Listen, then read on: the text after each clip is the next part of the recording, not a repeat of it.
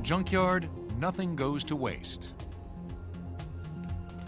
On the outskirts of Madison, Wisconsin, one old-time scrapper has found a unique way of sticking to that creed.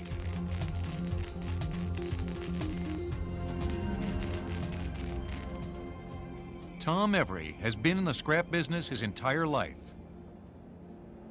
I think that we all evolve, and I recycled about every kind of thing there is. And then when I got all done, I realized, my gosh, there's nothing around even to look at. And so I decided in this balanced part of my life, I would build up instead of tear down. And that's what I'm doing, I guess.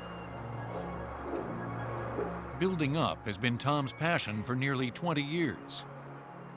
That's when he first stopped scrapping and assumed the mantle of his creative alter ego, a man he calls Dr. Evermor.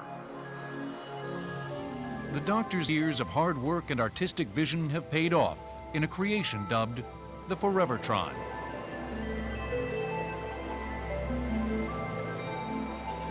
Built as an ode to immortality, the Forevertron's purpose is to launch the good doctor back into the heavens on a magnetic lightning force beam. And to do that takes a lot of stuff. The Forevertron is about 130 foot long and about 65 feet high and up to 120 foot wide. It weighs a little over 400 ton. As you may have guessed, the machine doesn't really work. But at one time, almost everything on it did.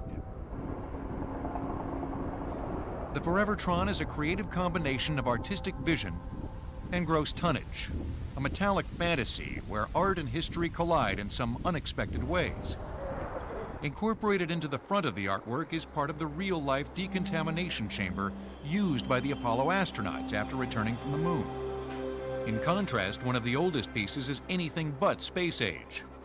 It's a 19th century bipolar dynamo from a very famous inventor.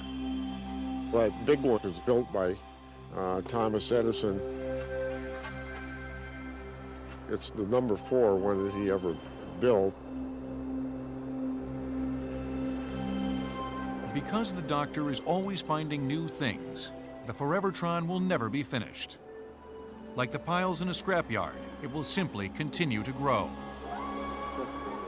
I've saved big copper brew kettles and candy pots and anything that had to do with copper and brass.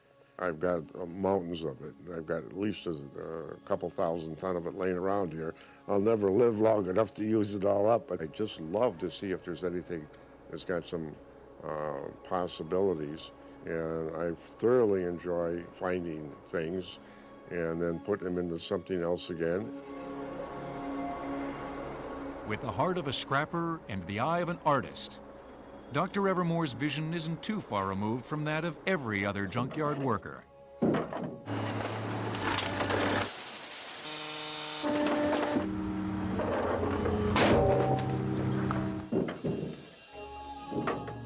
Well, maybe it's a little removed.